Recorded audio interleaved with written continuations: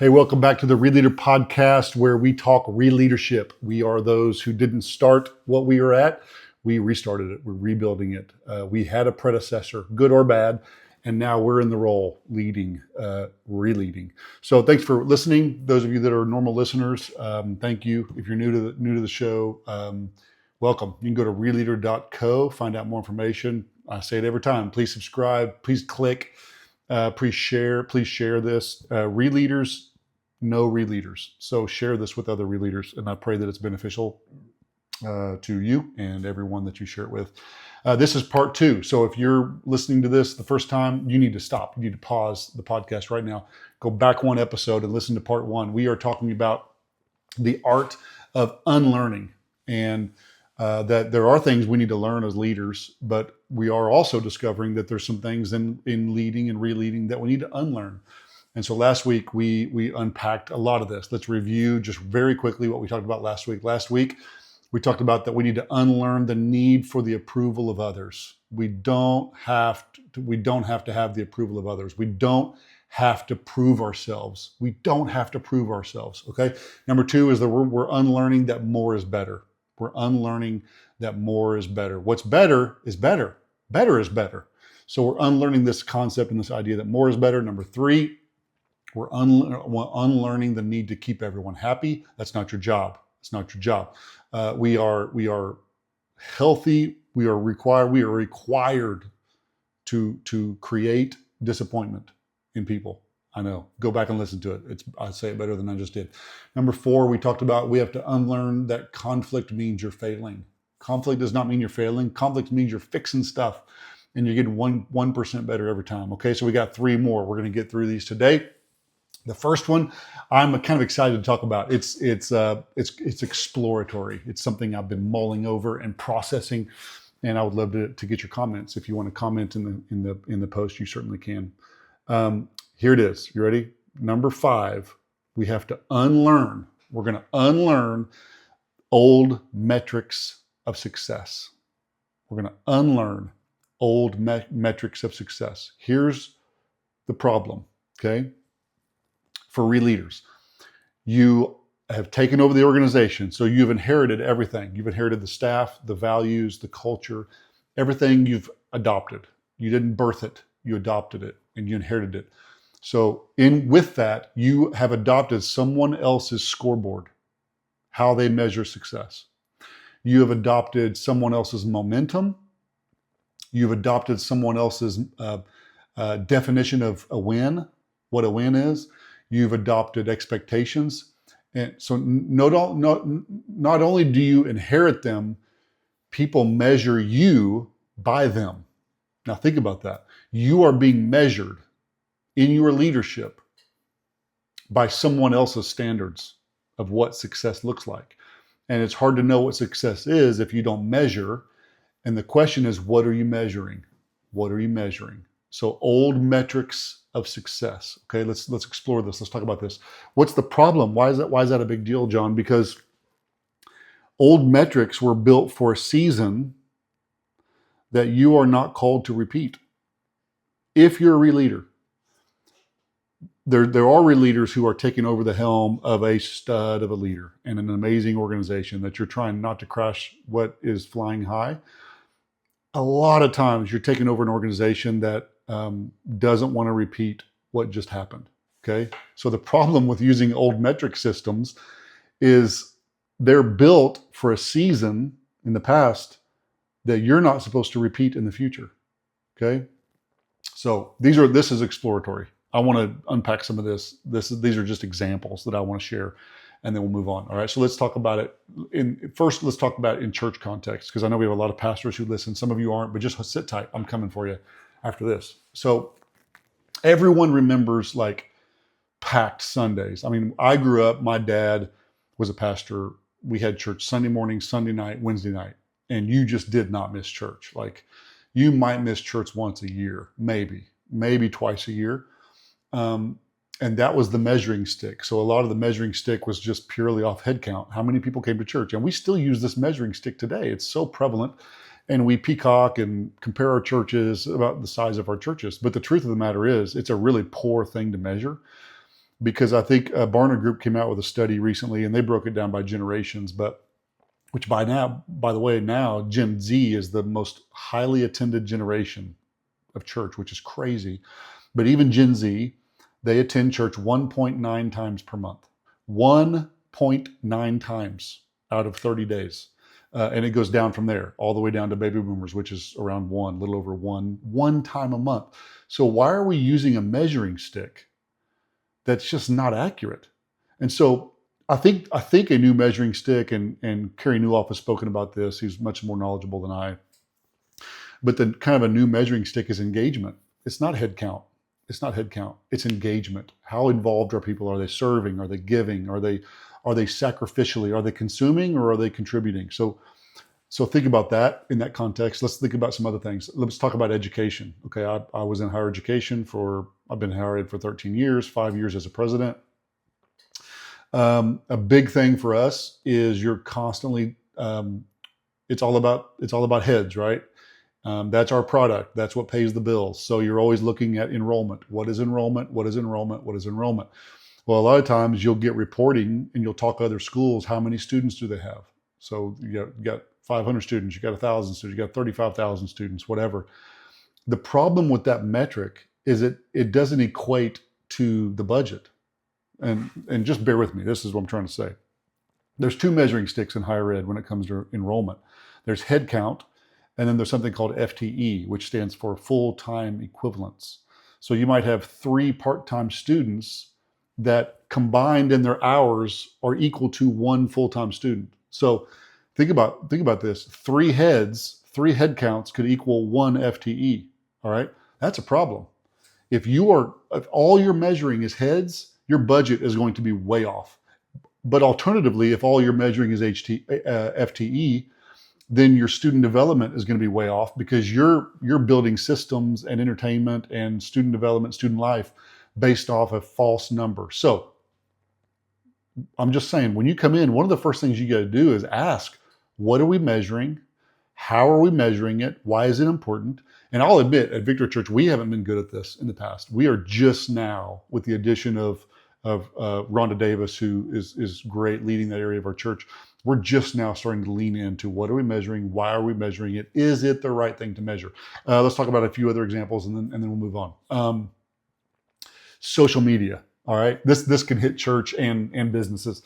So I know churches that count. I'm not going to name names. I know churches that count social media or YouTube views on their attendance numbers. Okay. And maybe that's okay. I'm not saying that's wrong, but they will count views. All right. So if somebody is scrolling through Facebook and they scroll past your live feed of your church service, that is considered a view. They literally watched 1 second. That's a view. Okay. I know some churches that will take the number of views they have and they will actually multiply it by 2 or 3, because one view, one device might be 3 people watching. Metrics matter, y'all. Like, they matter so much. So again, it's more about engagement than it is views. Are we measuring engagement, or are we measuring views? Measuring views is a braggadocious thing that you just want to tell people how many views you have, versus engagement. How long did they watch? Like, when we count our online viewers at Victory Church, we don't look at the views. We actually go behind the scenes and look at the average viewer. And if they haven't watched for more than 10 minutes, I think the number is, then we don't count them as a view. All right. So that metric matters, because if we're saying we have 100,000 views or 50,000 views or 10,000 views or 5,000 views, but they're not true views, we're only kidding ourselves, and the metric is not doing any good for us. All right. So that's another example. Let's talk retention over recruitment. Let's go back to higher ed. Recruitment is vital, right? But what we learned is that it's a lot easier to retain a student, less expensive to retain a student than it is to find a new one. So your cost of goods sold. Do you know what it costs for customer acquisition for your business? Do you know what it costs? Do you know what it costs for you to go out and acquire a new customer? And if you don't, you need to figure that out. And what you also need to know is, what does it cost us to retain a customer? And are you measuring both? Okay, so it's just an example of metrics. You could equate it to employment engagement over employment presence. Is it, well, how many people are in your office? 8. Well, what's their engagement? Like, and COVID kind of messed this all up. Remember when we all worked from home, and now there's still this it's almost the migration back to the offices.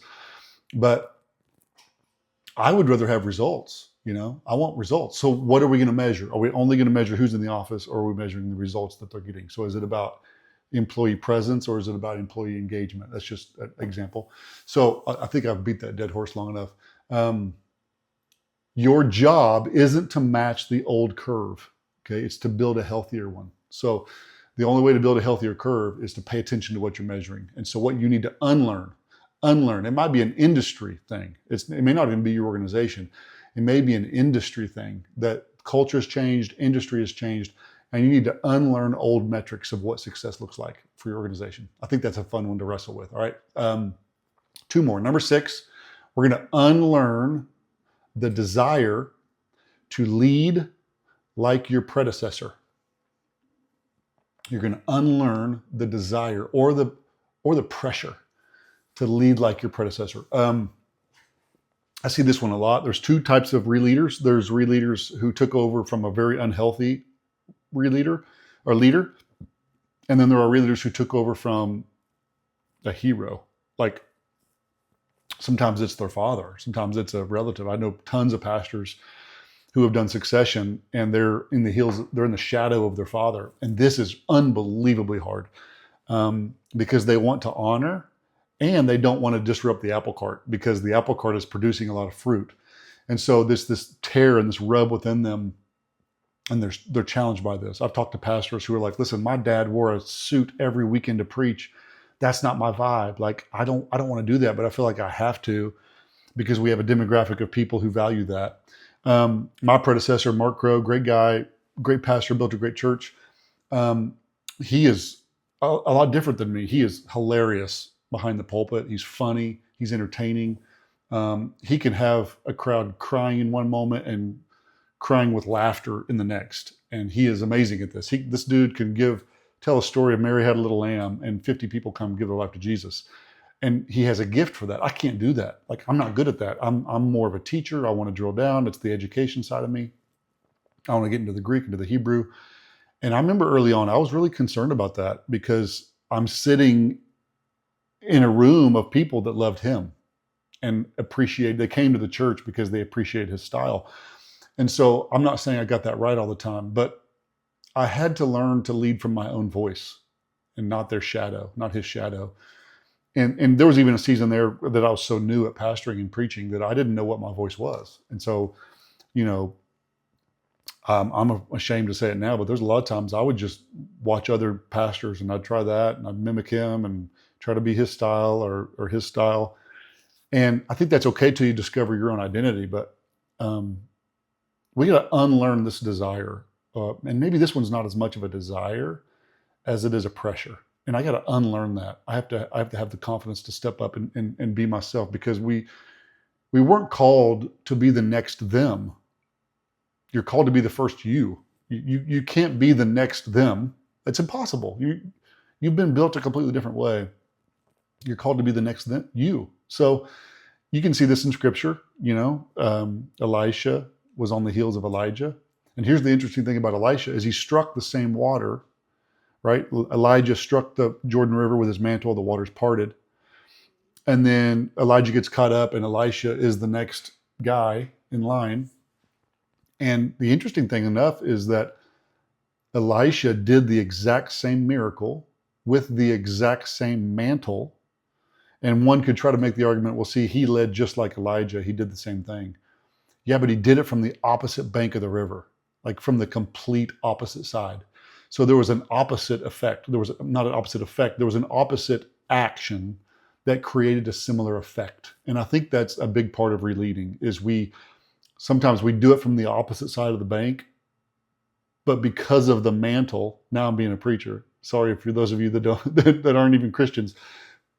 With the same mantle, the same calling, the same anointing, I can have the same action from the opposite side of the river. Man, that'll preach right there. Think about Joshua. Joshua was the re-leader after Moses. He came on the heels of Moses. He had the same task, lead these people to the promised land.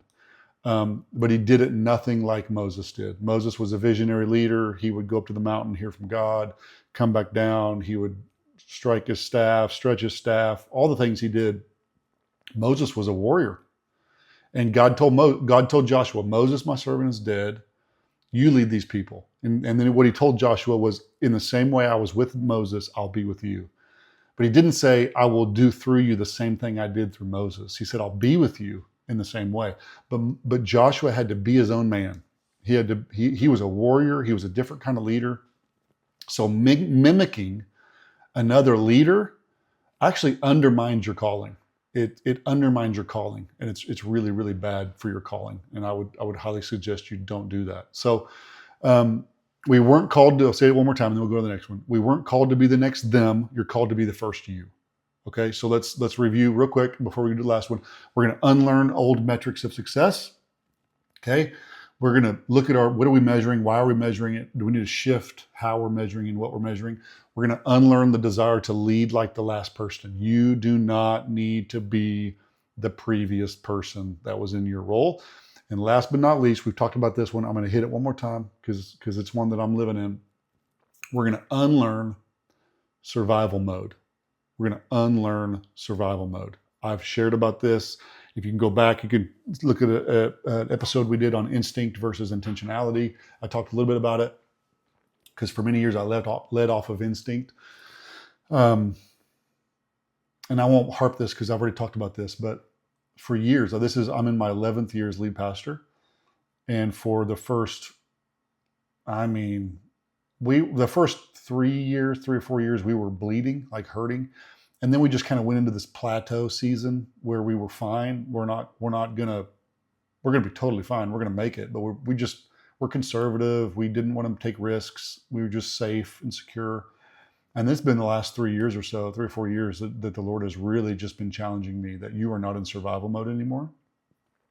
And this has been a big adjustment for me, to be quite vulnerable with you. Like when you're a real leader and you take on when you come in on the heels of destruction and devastation, things are tight, budgets are tight, attendance is down, sales are down, whatever it is, like things are bad, things are not great. And so you end up leading from a place of lack. You lead from a place of survival mode, and it's necessary, and you have to do it. I'm not apologizing for it. I had to do that, and the church wouldn't be here today if I wouldn't have led like that. So I'm not apologizing for it at all. It was required. It was necessary. But now our church is at a place where our budget is doubled. Our budget is bigger than it's ever been in the history of our church, and so we don't have money running out our ears by any stretch of the imagination, but we're not in survival mode. We're not in survival mode.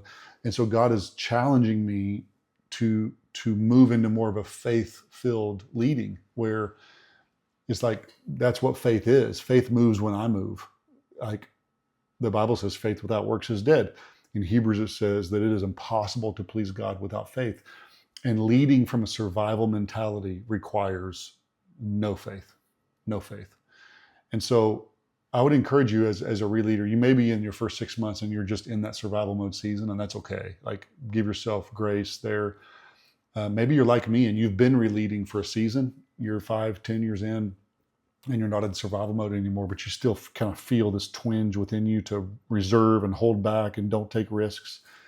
I would encourage you to really lean into that, because we have to unlearn some things. And what I am unlearning, and sometimes that's a process and it's a reminder on a continual basis, I'm unlearning this survival mode of mentality and leadership. Okay, so those are 7 things. 7 things we need to unlearn. I hope that was encouraging to you. I hope it challenged you. Pop a comment in. I read every comment and I reply to every comment. Okay, so pop in a comment. If you want to be mean, don't comment. I'm just kidding. But if you have suggestions for podcast episodes, if you have feedback on one of the points, if you want to tell a story, whatever it is, I really want to build a Real Leader community. If you have not gone to realleader.co and signed up to be a part of that community, you got to do it. It's free. I send out some writings from time to time. I'll post all these podcasts on there as well, so you'll know every time a podcast comes out. All right. Love you guys so much. Have an amazing week. Praying for you. I'm in it with you. You can do this. Go Real Lead.